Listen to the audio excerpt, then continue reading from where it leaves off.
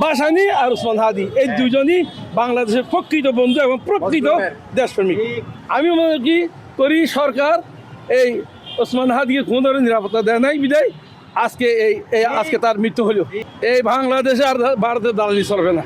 হাদি নিরাপত্তা চাইনি বলে তাকে নিরাপত্তা দেয়নি, কিন্তু হাদি বলেছিল তার বিচার করা হয়, তাকে মেরে ফেলা হয়, সেটা নিয়ে হ্যাঁ, হাদি এইটাই তো বলতেছি, হাদির মেরে ফেললে যে বিচার কথা বলছিল এই বাংলাদেশ সরকার। আমি আশা করব এই বর্তমান প্রশাসন, বর্তমান সরকার হাদির বিচারটা নিশ্চিত করবে।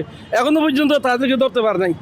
কোথায় যে 12 ঘন্টার মধ্যে সে ইন্ডিয়া চলে গেল, কিভাবে গেল? বাংলাদেশে এনএসআই, ডিজিএফআই, এফআইউ, ডিজিএফআই, তারপরে বিডিআর, পুলিশ সবই আছে, কিন্তু এই রাস্তা দিয়ে কীভাবে গেল 12 ঘন্টার মধ্যে আমার বুঝে আসে না।